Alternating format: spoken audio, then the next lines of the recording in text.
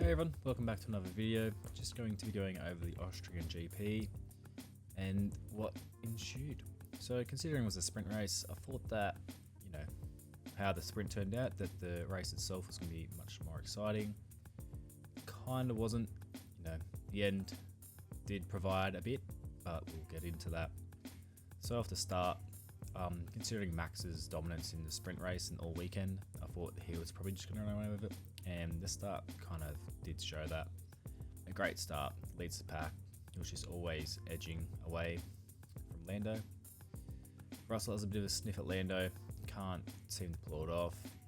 Lewis and Carlos have a bit of a tussle, a bit of a battle, and Lewis also goes for George. And we have Oscar moving through quite easily, and the Alpines obviously always battling. It looked like, like how I said, Max was probably going to run away with the race.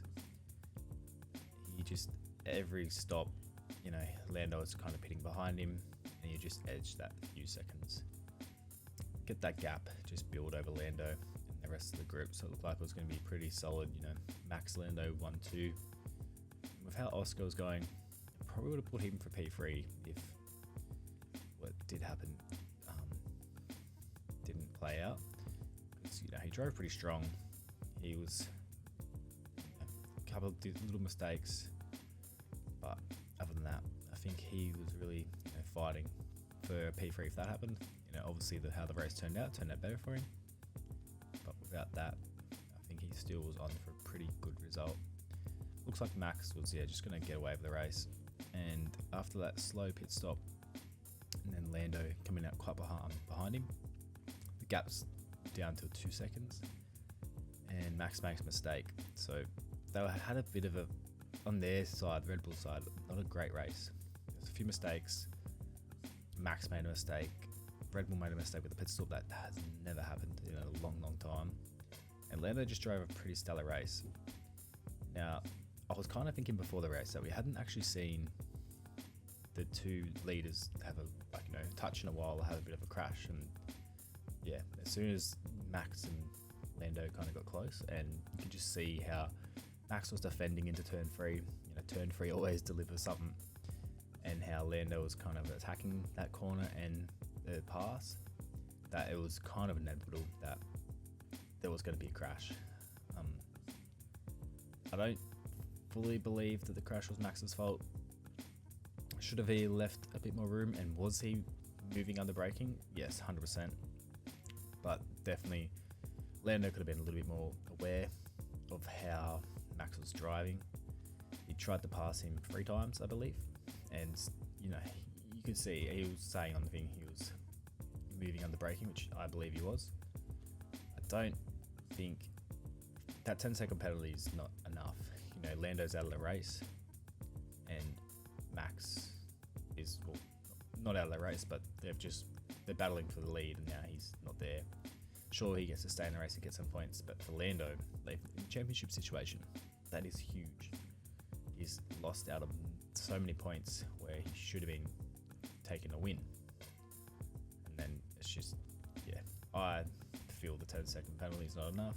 I feel that there's going to be some other kind of penalties implemented, because it doesn't really penalise the person at fault, which I know it's not fully Max's fault, but still he had a massive part in that accident.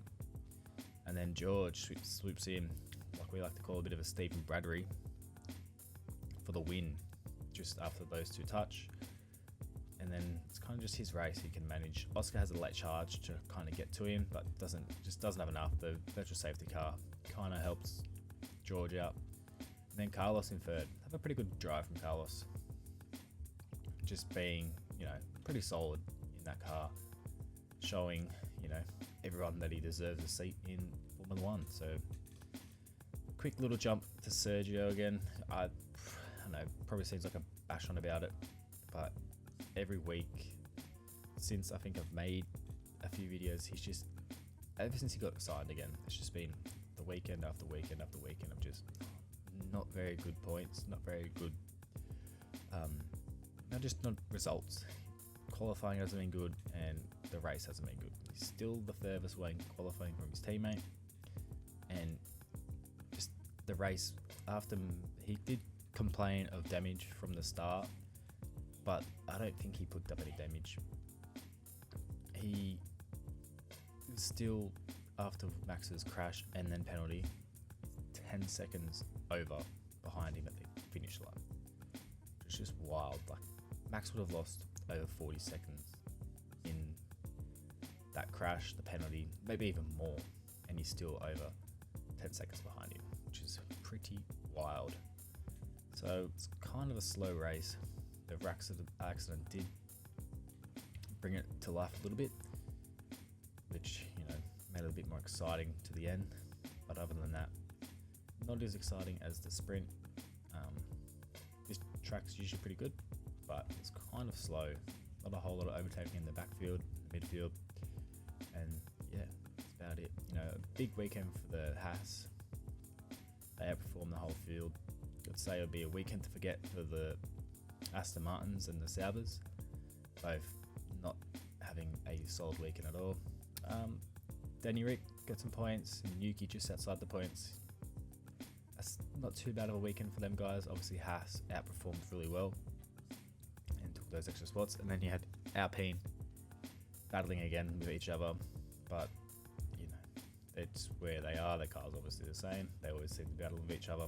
And poor Charles kind of loses out in that last, you know, first lap, bit of damage, and then that was his race. Pitted 4 or 5 times. Just seems like from that win from Monaco, just every other race has just been a downward slope for poor old Charles. So luckily it's race week again this week. Straight back into another one. We've got Silverstone this week. Expecting a pretty good race. Hopefully we see some good racing this week from Max and Lando. No touching and whatnot. But looking forward to it. So yeah, if you guys like or want to see some more, subscribe, leave a like, and go watch another video if you enjoy it. So I'll see you all in the next one. Cheers.